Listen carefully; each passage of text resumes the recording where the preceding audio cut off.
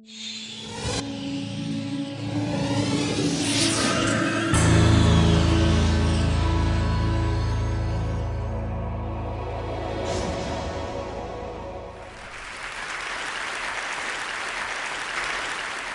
a great honor to be here. It's a great honor to be here talking about cities, talking about the future of cities. It's great to be here as a mayor. I really do believe that mayors have the political position to really change people's lives. That's the place to be. And it's great to be here as the mayor of Rio. Rio is a beautiful city, a vibrant place, special place.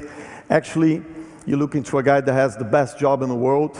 And I really wanted to share you a very special moment of my life and the history of the city of Rio. And now, ladies and gentlemen, the envelope containing the result. I have the honor to announce that the games of the 31st Olympiad are awarded to the city of Rio de Janeiro.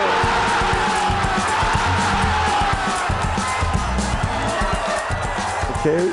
That's very touching, very emotional, but it was not easy to get there. Actually, it was a very hard challenge. We had to beat the European monarchy. This is Rei Juan Carlos, King of Spain.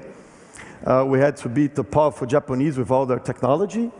We had to beat the most powerful man in the world, defending his own city. So it was not easy at all. And actually, this last guy here said a phrase a few years ago that I think fits perfectly to the situation of Rio winning the Olympic bid. I mean, we really showed that, yes, we can. And really, this is the reason I came here tonight. I mean, I came here tonight to tell you that things can be done, that you don't have always to be rich or powerful to get things on the way, that cities are a great challenge. It's a difficult task to deal with cities, but with some original ways of getting things done, with some basic commandments, you can really get cities to be a great, great place to live. I want you all to imagine Rio. I mean, you probably will think about a city full of energy, a vibrant city full of green, and nobody showed that better than Carlos Saldanha last year's Rio. Wow. This is incredible.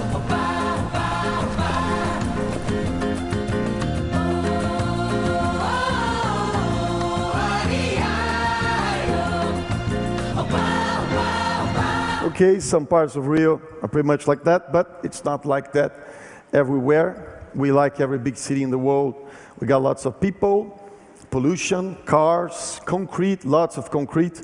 These pictures I'm showing here, they are some pictures from Madureira. It's like the heart of the suburb in Rio. And I want to use an example of Rio that we're doing in Madureira, in this region, to see what we should think is our first commandment. So every time you see a concrete jungle like that, what you got to do is find open spaces. If you don't have open spaces, you got to go there in open spaces. So go inside these open spaces and make that people can get inside, can use that spaces. This is going to be the third largest park in Rio by June this year. It's going to be a place where people can meet, where you can put nature. The temperature is going to drop 2-3 degrees centigrade. So the first commandment I want to leave here tonight is city of the future has to be environmentally friendly. Every time you think of a city, you got to think green, you got to think green and green. So moving to our second commandment that I wanted to show you, let's think that cities are made of people. I mean, lots of people together, cities are packed with people. So how do you move these people around? When you have 3.5 billion people living in cities, by 2050 it's going to be 6 million people. So every time you think about moving these people around, you think about high capacity transportation. But there is a problem. High capacity transportation means spending lots and lots of money. So what I'm going to show here is something that was already presented in TED by the former mayor of Curitiba. He created that, a city in Brazil, Jaime Lerner. And it's something that we're doing, again, lots in Rio. It's the BRT, the bus rapid transit. So you get a bus, it's a simple bus that everybody knows. You transform it inside as a train car. You separate lanes, dedicated lanes. The contractors, they don't like that. You don't have to dig deep down on the ground. You can build nice stations. This is actually a station that we're doing in Rio.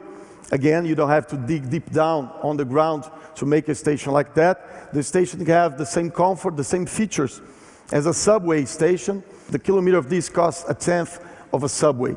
So spending much less money and doing it much faster, you can really change the way people move. This is a map of Rio. All the lines, the color lines you see there, it's our high capacity transportation network. In this present time today, we only carry 18% of our population in high capacity transportation.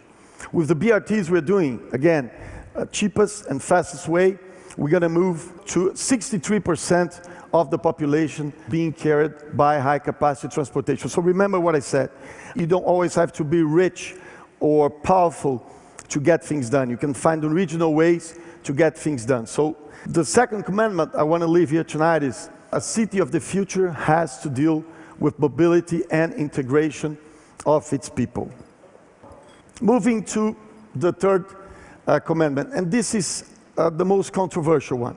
Has to do with the favelas, the slums, whatever you call it. There are different names all over the world. But the point we want to make here tonight is favelas are not always a problem. I mean, favelas can sometimes really be a solution if you deal with them, if you put public policy inside the favelas. Let me just show a map of Rio again. Rio has 6.3 million inhabitants.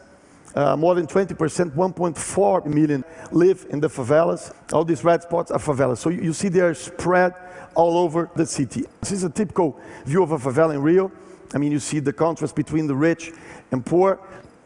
So I want to make 2 points here tonight about favelas. The first one is you can change from what I call a vicious circle to a virtual circle. But what you got to do to get that is you got to go inside the favelas, bring in the basic services, mainly education and health, with high quality. I'm going to give a fast example here. This was an old building in a favela in Rio, Colônia Juliano Moreira, that we just transformed into a primary school. I mean, with high quality.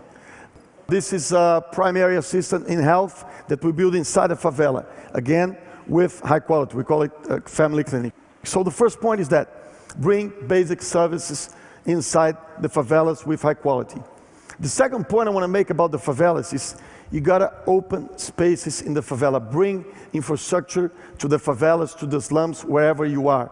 I mean, Rio has the aim by 2020 to have all its favelas completely urbanized. Another example, this was completely packed with houses, and then we built this, what we call a knowledge square. This is a place with high technology, where the kids that live in a poor house next to this place can go inside and have access to all technology. We even built a theater there, 3D movie, and this is the kind of change you can get for that. So then by the end of the day, you get something better than a TED Prize, which is this great laugh from a kid that lived in the favela. So the third commandment I want to leave here tonight is a city of the future has to be socially integrated. You cannot deal with a city if it's not socially integrated.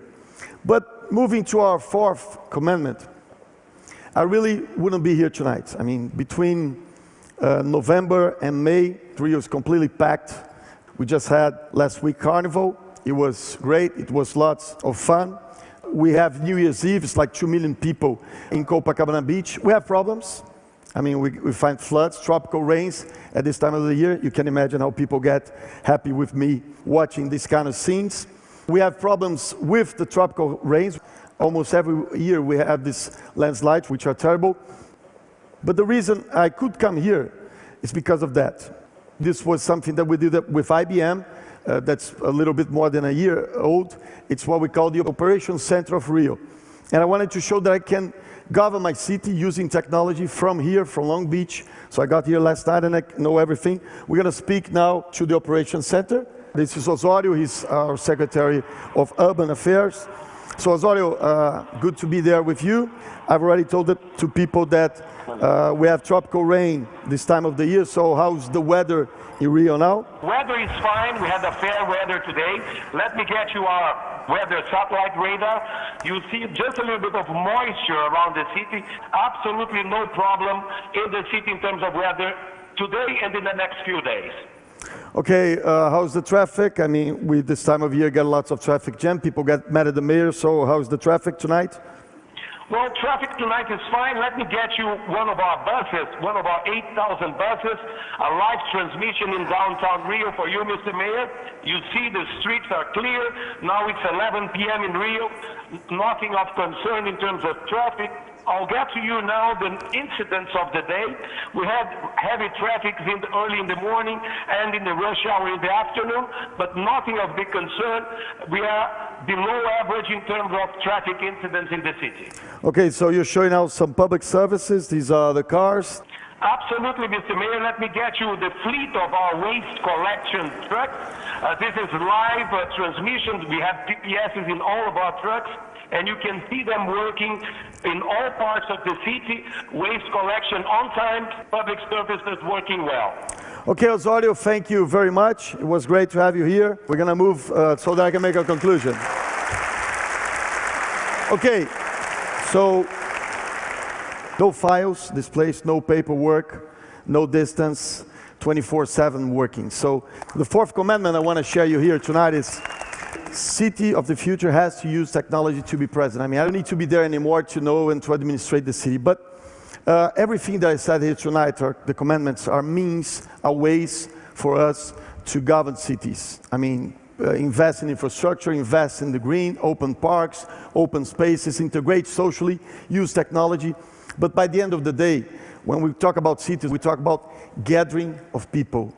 And we cannot see that as a problem. That is fantastic. If there's 3.5 billion now, it's going to be 6 billion, then it's going to be 10 billion.